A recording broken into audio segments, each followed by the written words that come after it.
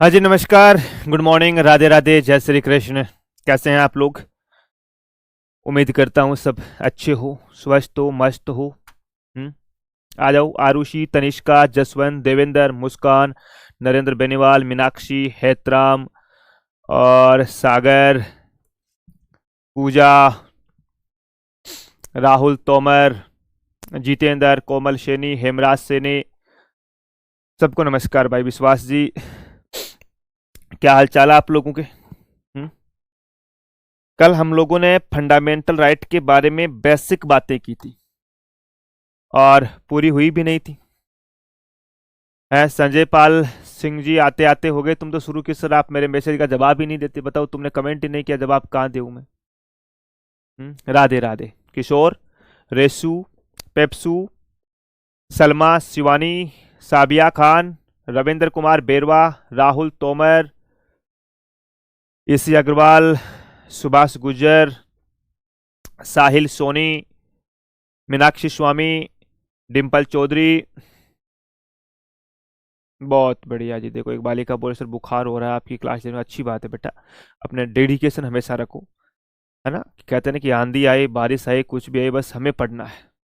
एक बच्चा है सर, कोई प्रॉब्लम तो नहीं होगी ना सर? बेटा इंसाफ खान, प्रॉब्लम क्यों होगी मेरे दोस्त? हम्म।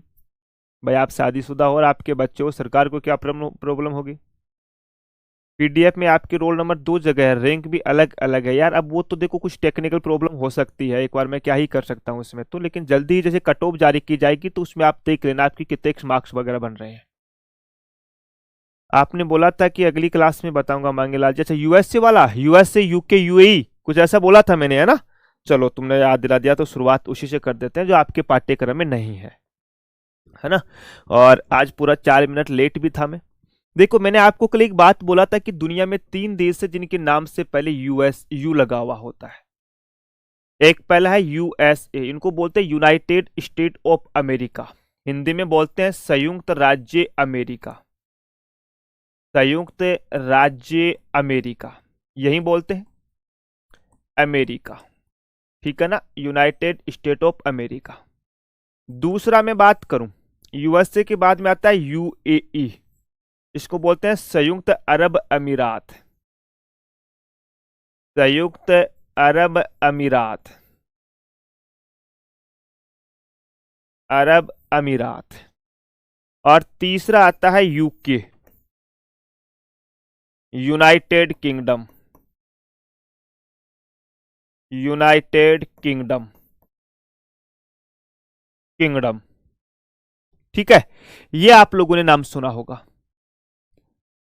हाँ जी साहब, गिरवर सिंह शेखावत साहब, थोड़ा सा एक बार पढ़ते हैं, फिर मैं आप लोगों से बातें करूंगा।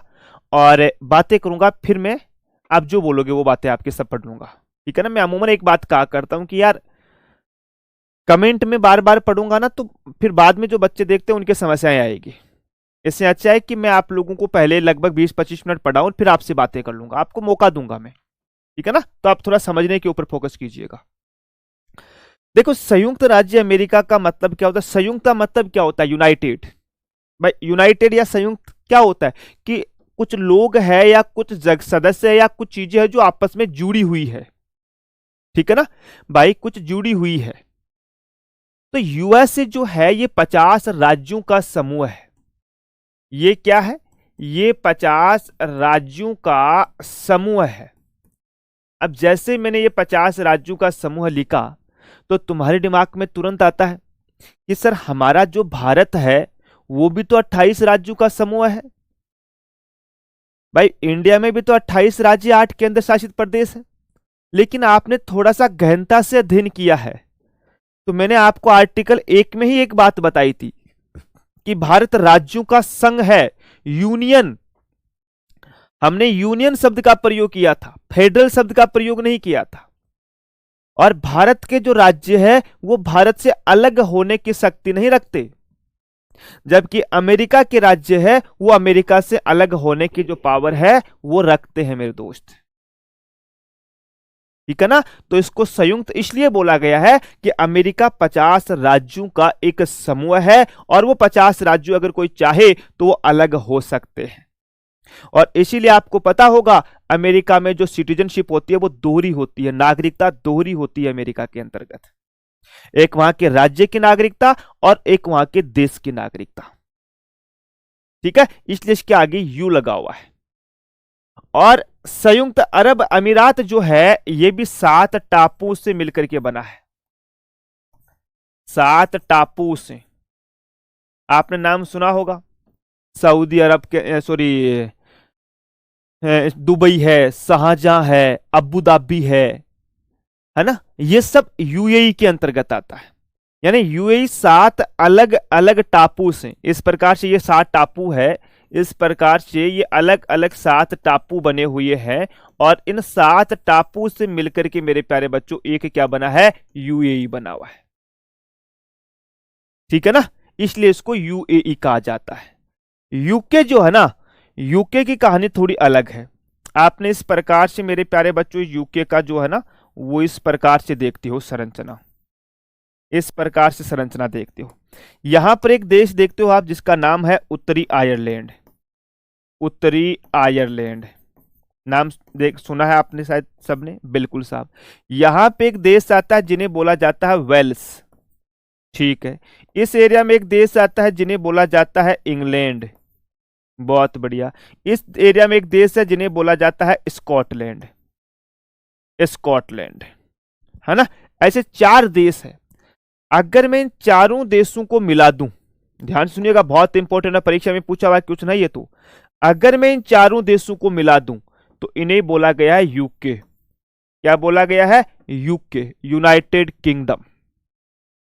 और अगर मैं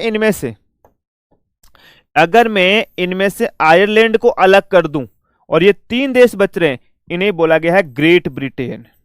क्या बोला गया है, ग्रेट ब्रिटेन। लो जी साहब, ये आप लोगों को ध्यान रखना है। ठीक है ना, इन्हें बोला गया है ग्रेट ब्रिटेन। तो यूनाइटेड किंगडम भी 4 देशों का समूह है प्यारे बच्चों, और इन चारों देशों का जो राष्ट्रपति होता है वो ब्रिटेन का राजा होता है। ठीक है ना, इन चारों देशों का राजा जो होता है वो राष्ट्रपति होता है, वो ब्रिटेन का राजा होता है। हाँ, मुस्कान कुमार, एक सर एक रिक्वेस्ट फाइल्स थी कि संडे को एग्जाम है मेरा ग्रेटर नोएडा में टेस्ट भी संडे को नाइट तक लेते हैं। बेटा टेस्ट आपका सुबह 6 बजे अपलोड हो जाएगा, उसके बाद में आप कभी भी दे सकते हो उसको। ऐसा नहीं कि 6 बजे शुरू होगा तो 6 से 8 तक या 6 से 9 तक ही वो टेस्ट शुरू होगा, नहीं, आप उसको कभी भी दे सकते हो। और एक टेस्ट को आप कितनी भी बार दे सकते हो ये भी मैं बता दूं। ऐसा भी नहीं है कि शायद 1 या 2 बार है, मेरे हिसाब से 2 या 3 बार आप टेस्ट को दे सकते हो। हाँ जी साहब, तो ये क्लियर है। मैंने तीनों आपको कल बताया था, आपके सिलेबस में नहीं है, लेकिन एग्जाम के अंतर्गत इस प्रकार की चीजें पूछी जा सकती है। ये वाली चीजें पूछी जा सकती है, ऊपर वाले 2 तो नहीं पूछे जाएंगे आपसे, लेकिन निम्नलिखित में से कौन सा ग्रेट ब्रिटेन में शामिल है या कौन सा यूनाइटेड किंगडम में शामिल है, ऐसा क्वेश्चन है वो पूछा जा सकता है दोस्तों। चलिएगा साहब, अब वापस आ जाओ अपने फंडामेंटल राइट पे।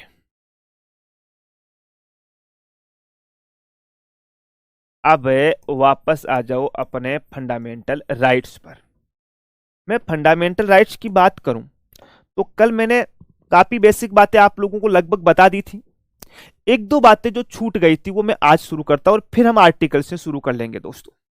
ठीक है ना, हाँ बिल्कुल बिल्कुल राकेश वर्मा, बिल्कुल। तो देखो फंडामेंटल राइट्स में मैंने आप लोगों को पहले लास्ट क्लास के अंतर्गत बता दिया था, एप्लीकेशंस हो गई थी, अपनी विशेषताएं हो गई थी। कल एक दोस्त ने कमेंट किया कि सर विशेषताएं आपने कम लिखा है। कम नहीं लिखा है बेटा, उतनी विशेषताएं हैं। अब कई लोग क्या करते हैं, उन्हीं विशेषताओं को घुमा फिरा करके 4-4 5-5 बार लिखवा देते हैं।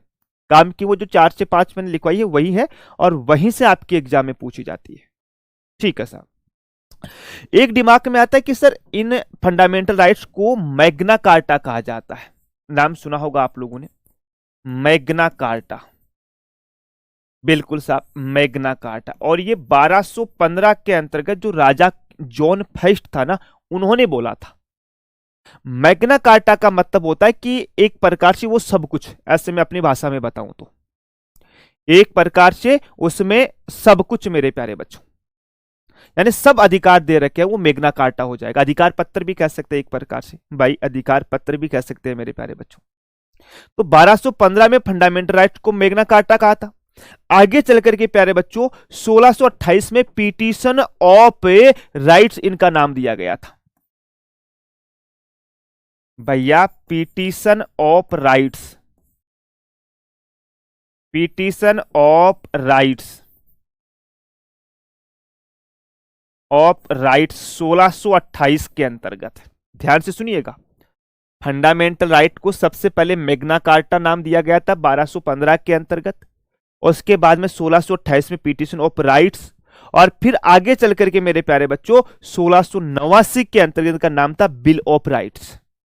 क्या नाम था? 1689 में इनका नाम हो गया bill of rights, bill of rights.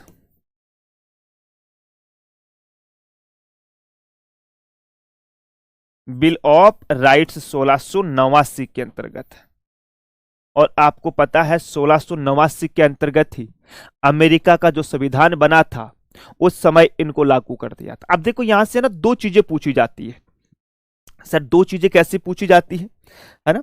हालांकि अभी तक एक ही चीज पूछी गई है, दूसरी नहीं पूछी गई है। मैं बता दूं, यूएसए का जो कॉन्स्टिट्यूशन है ना, यूएसए का जो संविधान है, यूएसए का जो संविधान है, कॉन्स्टिट्यूशन ऑफ यूएसए मेरे प्यारे बच्चों, इनको किस नाम से जाना जाता है? फिलाडेल्फिया सम्मेलन के नाम से जाना जाता है। नाम सुना आप लोगों ने? फिलाडेल्फिया, फिलाडेल्फिया सम्मेलन है, फिलाडेल्फिया सम्मेलन। फिलाडेल्फिया एक जगह का नाम था। जैसे हमारा देश का जो संविधान है वो दिल्ली के जो चेंबर ऑफ काउंसिल का जो पुस्तकालय है वहां पे हमारी पहली दूसरी बैठक हुई थी, वहां हमने कॉन्स्टिट्यूशन बनाया था। ठीक है, वैसे ही फिलाडेल्फिया एक अमेरिका में जगह है जहां पे इसका कॉन्स्टिट्यूशन बना था, और ये कॉन्स्टिट्यूशन 1787 में शुरू हुआ था और 1789 में इनका बना था। यानी 2 साल के अंतर्गत इन्होंने अपना संविधान बनाया था अमेरिका वालों ने। ठीक है साहब, लेकिन इन्होंने यहां पे फंडामेंटल राइट्स को बना तो लिए थे, लेकिन अपने कॉन्स्टिट्यूशन में लागू नहीं किए थे। यहां पे यूपीएससी के एक स्टेटमेंट में पूछा गया क्वेश्चन है कि अमेरिका के द्वारा मूल अधिकारों को अपने मूल संविधान में लागू किया गया था। नहीं, अमेरिका ने अपने देश के मूल कॉन्स्टिट्यूशन जो है उसमें, यानी ओरिजिनल कॉन्स्टिट्यूशन में फंडामेंटल राइट्स को शामिल नहीं किया था। उन्होंने अपना एक संविधान संशोधन किया था जिसमें काफी बदलाव किए थे प्यारे बच्चों, और 1791 में शामिल किया था। लिख लो, यूएसए ने 1791 में फंडामेंटल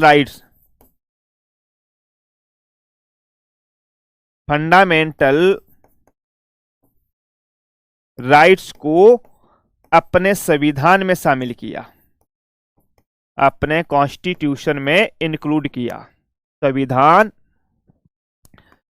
में शामिल किया। ठीक है साहब, अब यहां से ना ये स्टेटमेंट वाला क्वेश्चन पूछा जा सकता है कि निम्नलिखित में से कौन सा कथन सत्य है कि भैया अमेरिका ने मूल अधिकारों को अपने मूल संविधान में लागू किया था? तो नहीं मेरे दोस्त। कब लागू किया था अमेरिका ने? अमेरिका ने इनको लागू किया था 1791 के अंतर्गत।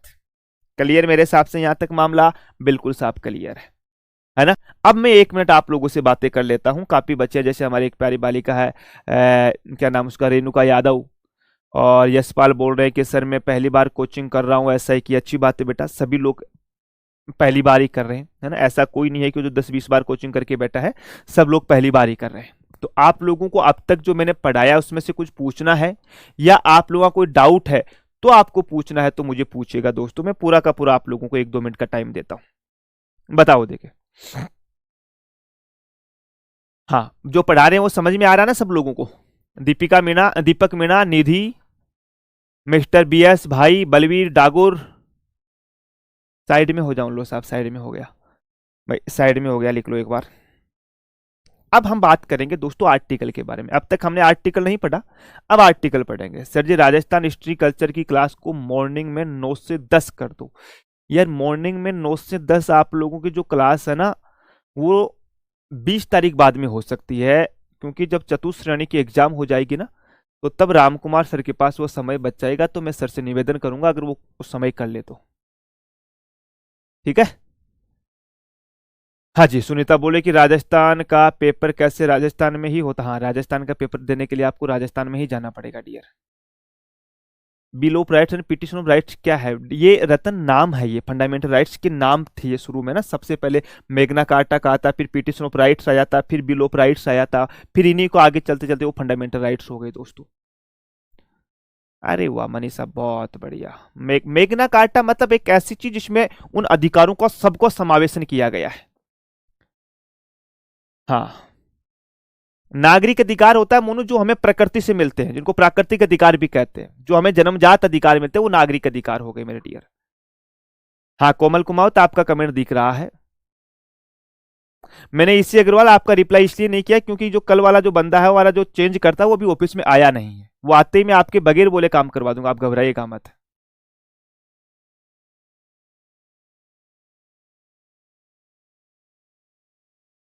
चलिए अब आगे लिखो आप आर्टिकल 12 है ना। अब लिखो आप आर्टिकल 12 है। आर्टिकल 12, आर्टिकल 12 क्या बोलता है? Definition of state. Definition of state, राज्य की परिभाषा।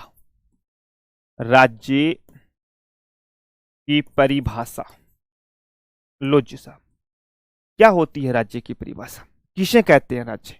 अगर मैं आपको पूछूं है, अगर मैं आपको पूछूं कि भाई उपेंद्र राज्य बताओ मुझे, है दीपक राज्य बताओ क्या होता है, जगदीश राज्य बताओ, मानसी, दिलीप, संजय, मुस्कान, अगर मैं आपसे राज्य पूछूं कि क्या होता है राज्य, तो आप मुझे क्या जवाब दोगे? अधिकतम बच्चे ये देंगे कि सर राज्य का मतलब अपना राजस्थान हो जाएगा, उत्तर प्रदेश हो जाएगा, मध्य प्रदेश हो जाएगा, एक ऐसा भूभाग जिसकी खुद की जनसंख्या हो, खुद का क्षेत्र हो, खुद की कानून व्यवस्था हो। है इन्हें बोला जाता है? अरे इन्हें बोला जाता है क्या? हाँ जी साहब, नहीं। भाग 3 के अंतर्गत जो राज्य की परिभाषा दी गई है मेरे प्यारे बच्चों, वो अलग है। क्या दी गई है? क्या दी गई? देखो पहले मैं थोड़ा लिखा हूं आप लोगों को, है ना, कि एक ऐसी संस्था या ऐसा अधिकरण जिसको नियम और कानून बनाने का अधिकार हो। ठीक है, कि भैया ऐसी संस्था, ऐसा कोई इंस्टीट्यूट, ऐसी संस्था, ऐसी इंस्टीट्यूट, संस्था,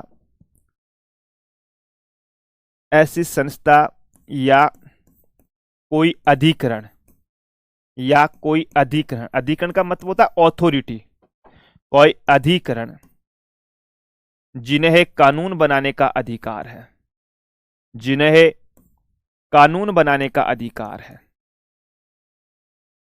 जिन्हें कानून बनाने का अधिकार है।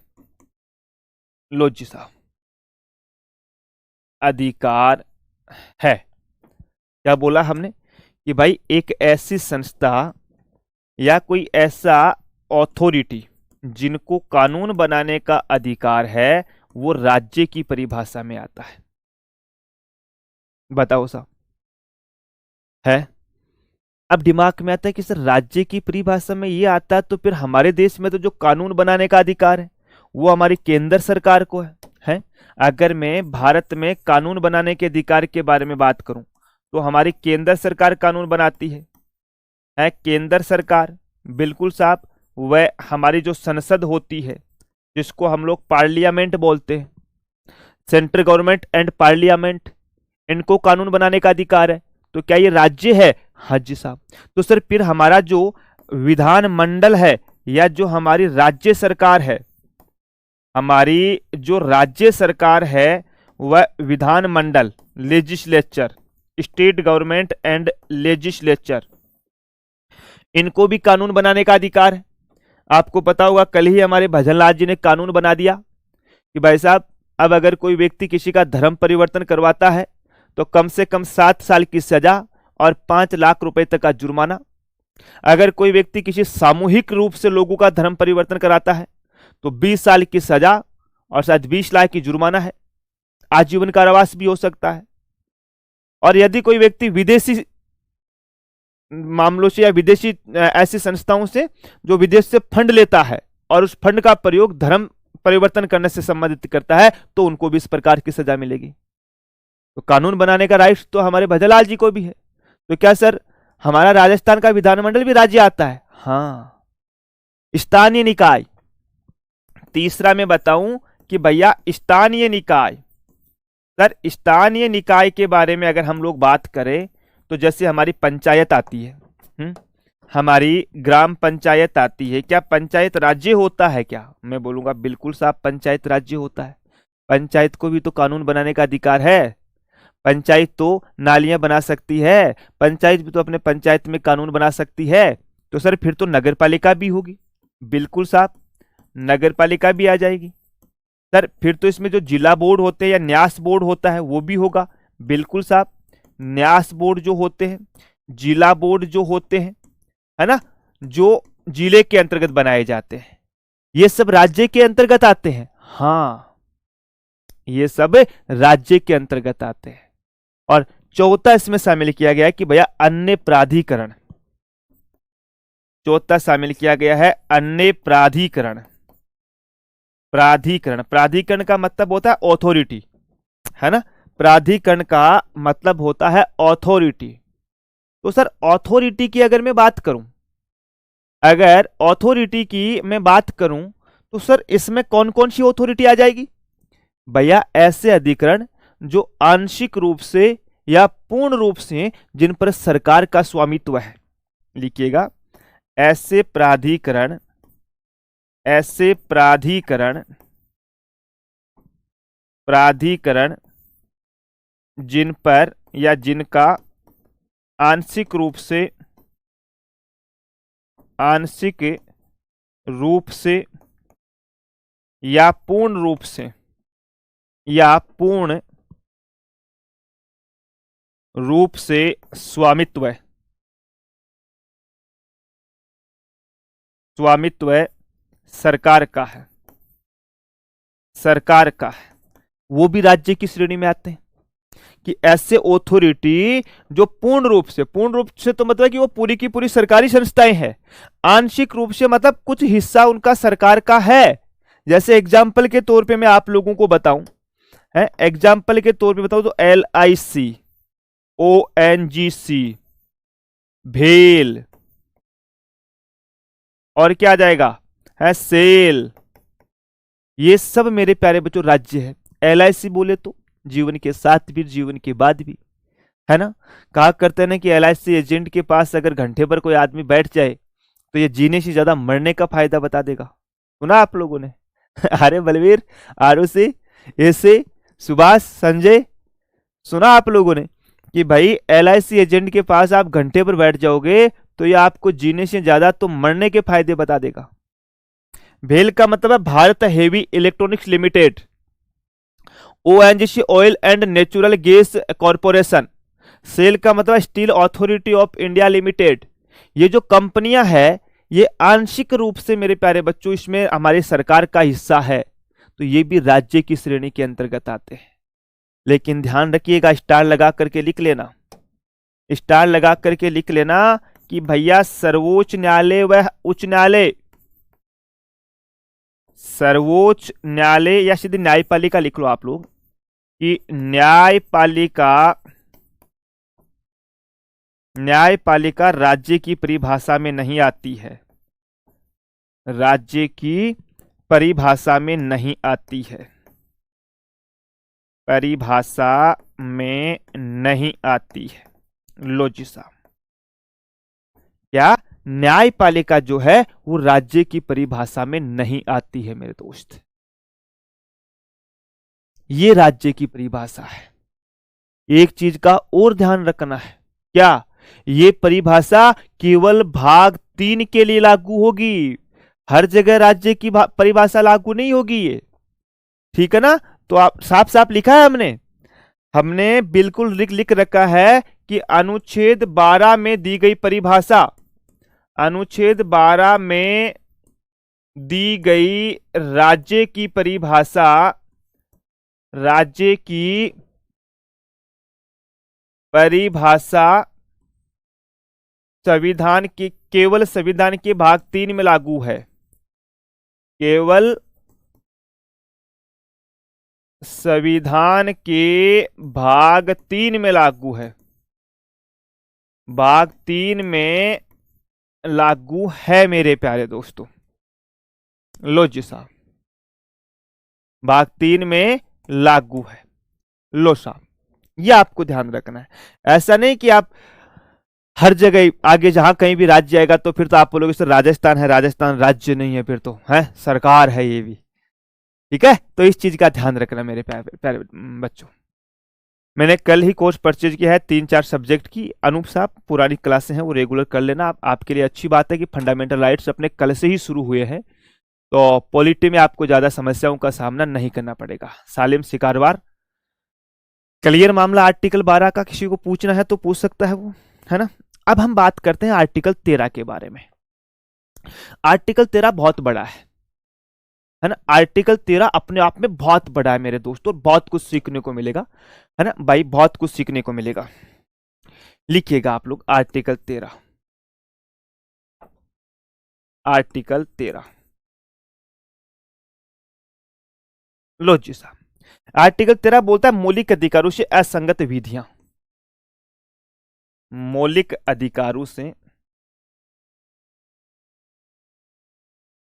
मौलिक अधिकारों से असंगत विधियां, असंगत विधियां। देखो इसकी मैं परिभाषा आपको एक लाइन में बताऊं ना, है ना, एक लाइन में आपको मैं परिभाषा बताऊं। हम डिटेल में पढ़ेंगे लेकिन पहले एक लाइन में सुन लो।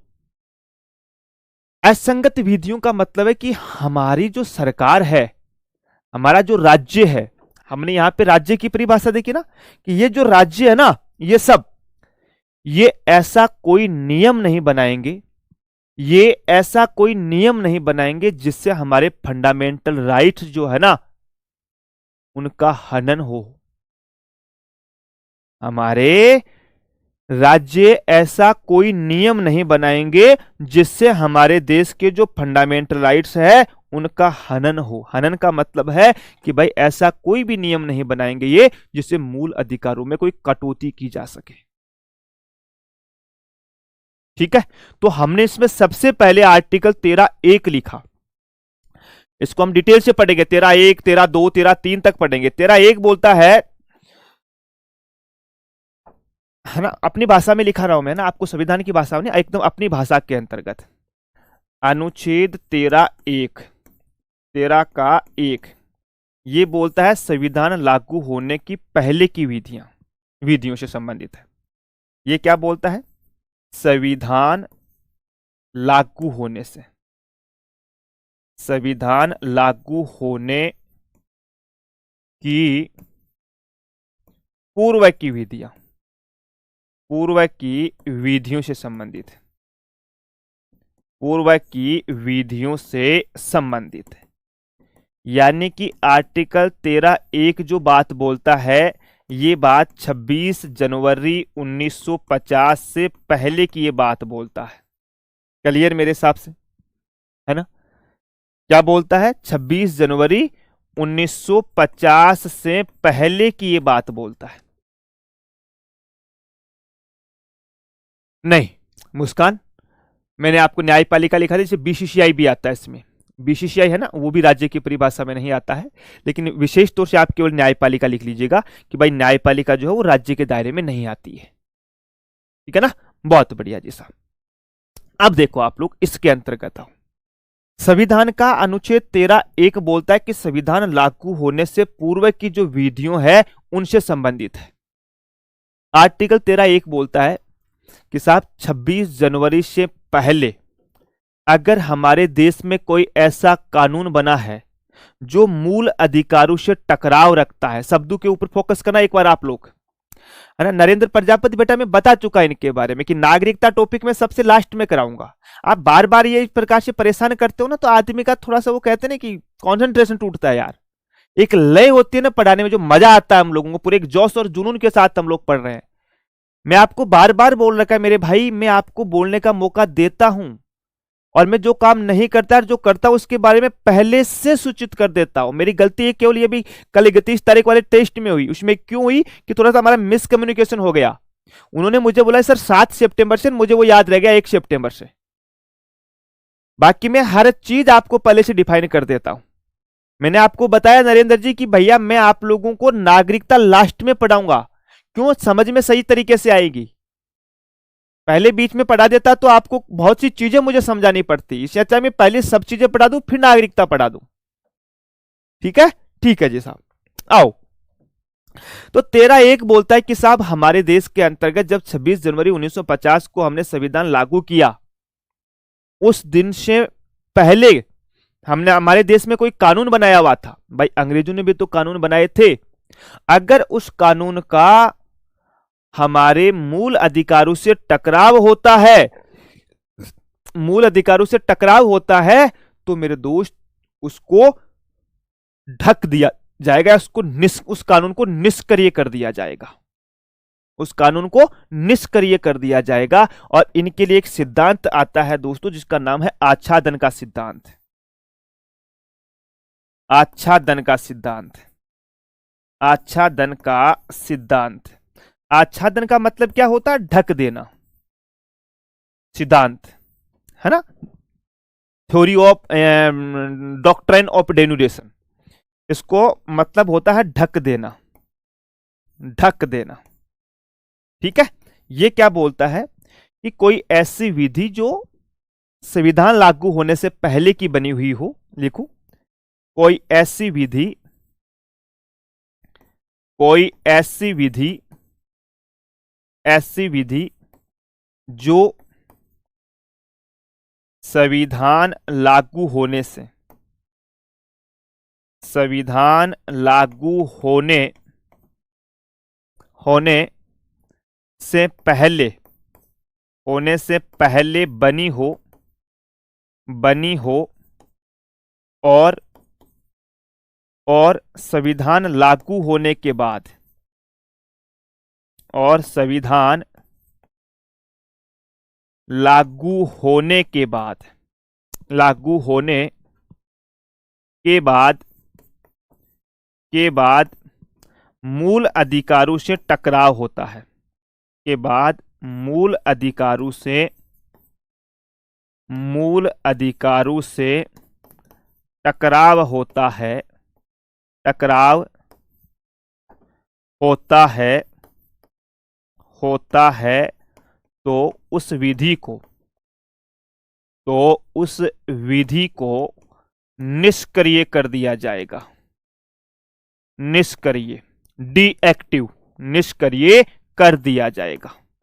लो जी साहब, निष्क्रिय कर दिया जाएगा।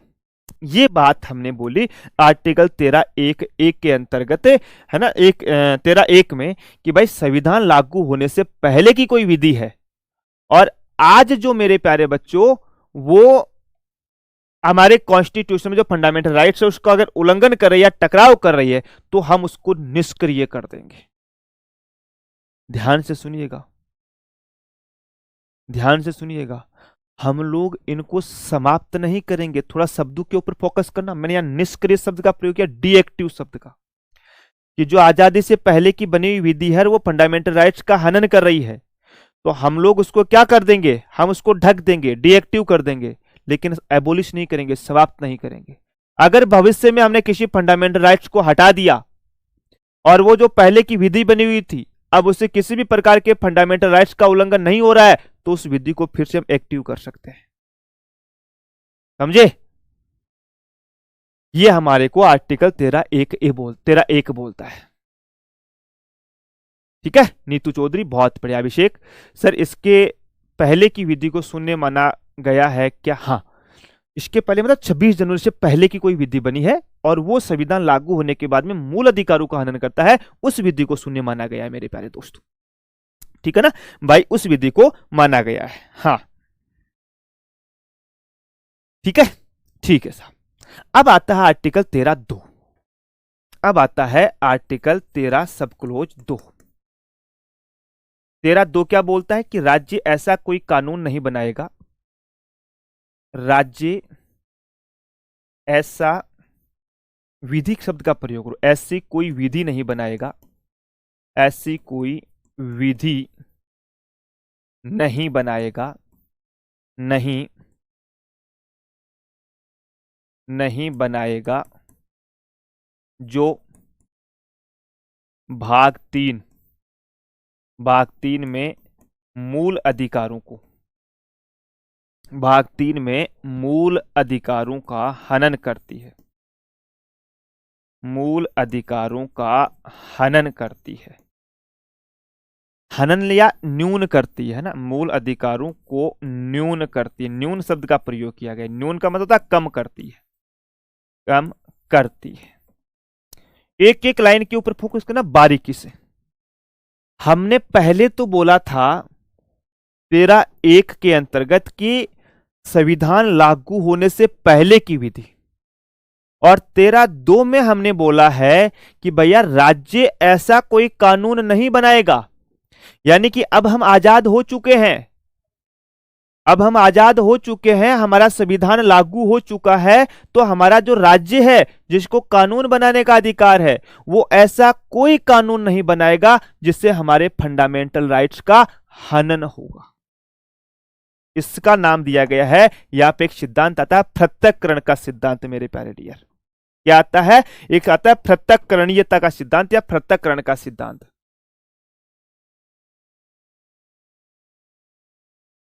पृथक्करण लिख लो आप लोग, पृथक्करण का सिद्धांत है, पृथक्करण का सिद्धांत मेरे प्यारे दोस्तों। अब जो पृथक्करण का सिद्धांत है ना, वो आर्टिकल 13(1) और 13(2) दोनों के ऊपर लागू होता है ना भाई। आर्टिकल जो 13(1) और 13(2) है, उन दोनों के अंतर्गत मेरे प्यारे बच्चों ये लागू होता है। और ये एक बात बोलता है कि राज्य ऐसी कोई विधि नहीं बनाएगा, या ऐसे लिख लो कि राज्य द्वारा बनाई गई ऐसी कोई विधि, राज्य द्वारा बनाई गई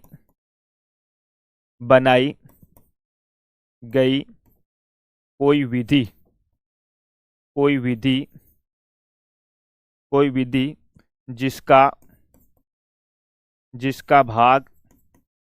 जिसका भाग मूल अधिकारों से टकराव करता है, या जिसका भाग मूल अधिकारों से टकराव करता है, मूल अधिकारों से टकराव करता है या टकराव रहता है, करता सब ज्यादा ठीक रहेगा ना, टकराव करता है, तो उस भाग को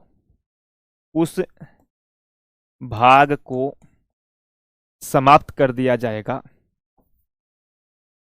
उस भाग को समाप्त कर दिया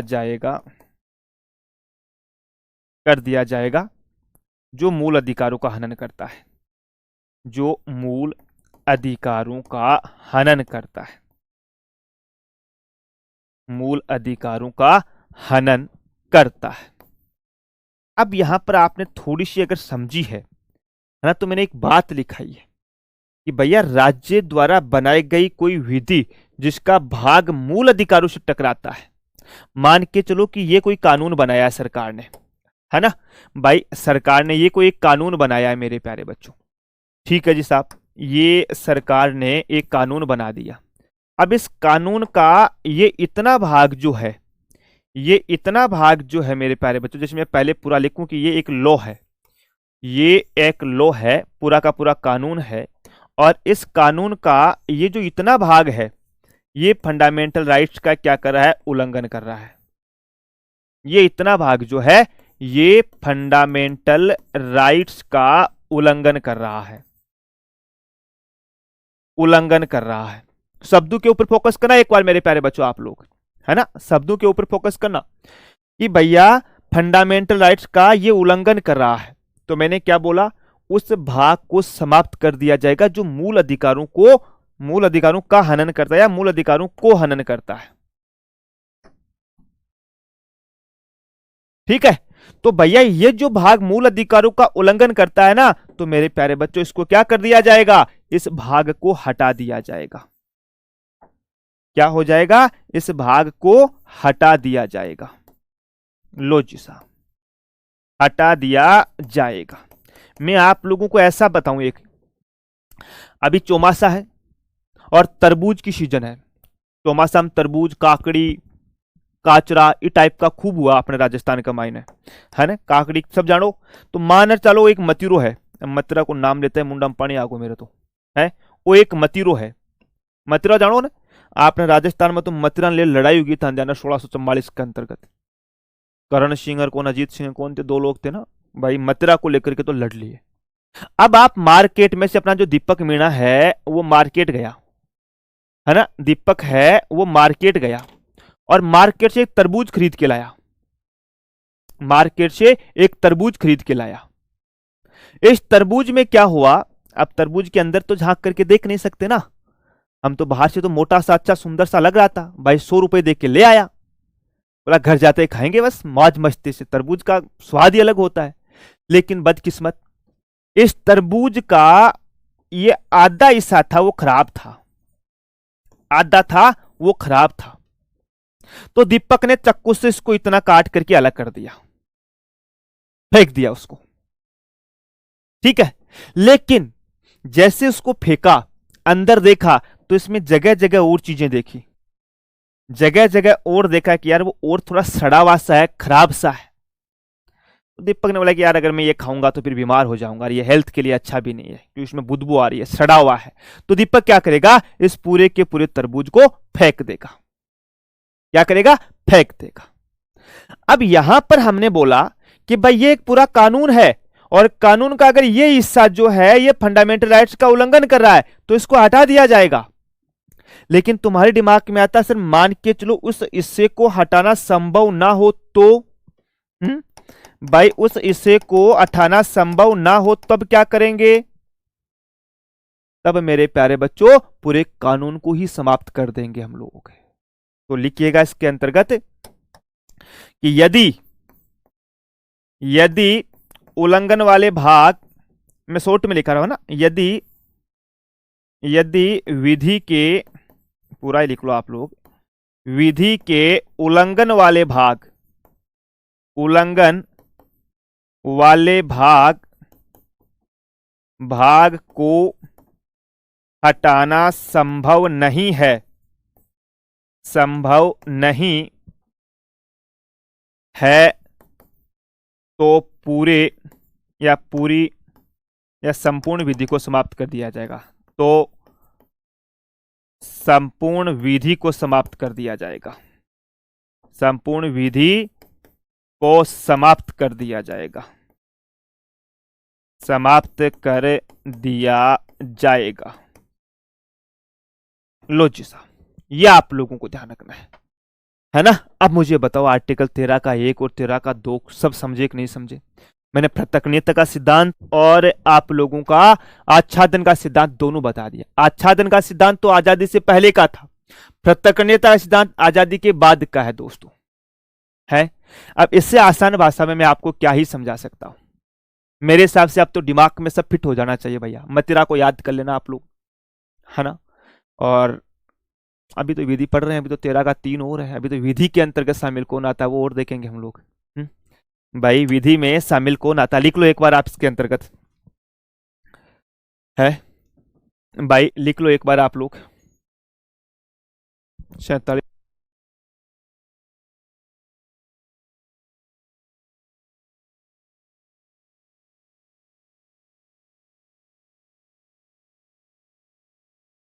हाँ जी, मजा आया अब तक पढ़ने में?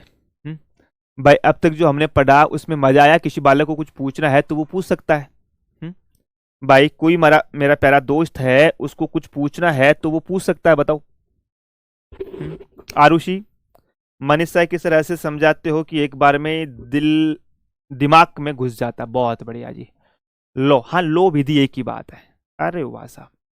संजय, ललित, बहुत बढ़िया। मथुरा की राड, हाँ मथुरा की राड बताओ दिया कौन कौन का बीच में हुई। ज्योति, सर दूसरे में जो भाग है, अब भाग बनाए जाए उसको हटा सकते हैं क्या, मतलब? अरे मतलब ऐसा है कि अब तो कानून ही नहीं बना सकते हम ऐसा जो मूल अधिकारों का कानून हो। अभी तो कल देखना, अभी अभी तेरा आर्टिकल कंप्लीट नहीं हुआ है। अभी तुम ऐसे मत समझ लेना कि आर्टिकल तेरा कंप्लीट हुआ है। नहीं, अभी तो हम आर्टिकल 13 में विधि में बोलेंगे कि विधि होती क्या है। अब हमें तुम ही पूछ लोगे कि जनाब ये विधि क्या होती है, क्या चक्कर है ये विधि का, तो विधि बताएंगे। फिर हमारे अलग अलग विद्वान आ गए, कईयों ने बोला कि साहब जो संविधान संशोधन है वही विधि का पार्ट है, तो फंडामेंटल राइट्स में आप संशोधन कर ही नहीं सकते। इंदिरा गांधी ने तानाशाही रूप धारण कर लिया था। इंदिरा गांधी ने बोला कि जो मैं चाहूं वो कर सकती हूं। केशवानंद भारती जी ने बोला कि नहीं देवी, तुम नहीं कर सकती हो, मानते हो तुम महिला हो, तुम प्रधानमंत्री बन चुकी हो। कहा करते ना कि हर औरत में दुर्गा का अवतार होता है और असली अवतार वो शादी के बाद में ही दिखाई देता है ना। तो क्या नाम था, इंदिरा गांधी भी जब प्रधानमंत्री बन गई थी तो उन्होंने दुर्गा का रूप धारण कर लिया था। अटल बिहारी वाजपेयी ने बोली थी ये बात कि इंदिरा ने अब दुर्गा का रूप धारण कर लिया है ना। नीति निर्देश देखकर दुर्गा बेटा एक बार जैसे जैसे चल रहे हैं तुम वैसे वैसे चलो। नीति निर्देश तो आर्टिकल 36 से पढ़ेंगे हम लोग, यहां से नहीं पढ़ेंगे। नरेंद्र प्रजापति की सर 1215 लिखाया, ये पूरे पॉइंट नहीं लिख बेटा, पूरा पॉइंट पिछली क्लास में लिखाया हुआ है अपना ना, कल की क्लास में लिखाया हुआ है नरेंद्र। अगर आपने कल की क्लास लिया तो कोई दिक्कत नहीं है। हाँ आज के लिए हो गया है ना, आज के लिए हो गया मेरे प्यारे बच्चों। एक बार मैं फटाफट से आप लोगों को इसमें जो सरसरी बातें हैं वो बता देता हूँ। ये चीजें तो हमने ऐसे बताई है आप लोगों को। और फिर फंडामेंटल राइट्स में मैग्ना कार्टा 1215 में राजा किंग जॉन फर्स्ट के द्वारा बोला गया था फंडामेंटल राइट्स को। फिर ये फंडामेंटल राइट्स उसको पिटिशन ऑफ राइट्स बोला गया था 1628 में। फिर इनको बिल ऑफ राइट्स बोला गया था 1689 के अंतर्गत। और अमेरिका का संविधान है जो फिलाडेल्फिया सम्मेलन, यानी एक जगह का नाम है फिलाडेल्फिया, वहां पे बना था 1787 से 1789 के बीच में। और फंडामेंटल राइट्स को उन्होंने 1791 में लागू किया था, पहले नहीं था। फिर हमने राज्य की परिभाषा बताई कि ऐसी इकाई जिसको कानून बनाने का अधिकार हो, तो इन संस्थाओं को कानून बनाने का अधिकार है। अन्य प्राधिकरण भी मैंने बता दिया कि ऐसे अधिकरण अथॉरिटी जो आंशिक रूप से या पूर्ण रूप से सरकार का स्वामित्व है ना, ऐसे प्राधिकरण जिनका आंशिक रूप से या पूर्ण रूप से स्वामित्व सरकार है या सरकार का है, ठीक है। और न्यायपालिका राज्य की परिभाषा में आती नहीं है। ये हमने विधि के बारे में बातें कर ली। आच्छादन का सिद्धांत आजादी से पहले वाले नियमों के ऊपर था और पृथक्करण का सिद्धांत है ये आजादी के बाद वाले नियमों पे था। हाँ जी साहब, आरुषि बोले कि सर ऐसे लोग जो फंडामेंटल राइट्स वोलेंस करे उनको बताने का काम किसका है? हमारा सुप्रीम कोर्ट बेटा ना लट लेकर के, है ना। ऐसा कानून तो बना ही नहीं सकते ना जो फंडामेंटल राइट्स का वोलेंस करे, समझे। चलिएगा साहब, तो अब चलते हैं, कल मिलेंगे आप लोगों से। तब तक के लिए स्वास्थ्य का ध्यान रखना, बड़ों का सम्मान करना, छोटों से प्रेम करना। जय हिंद, जय भारत।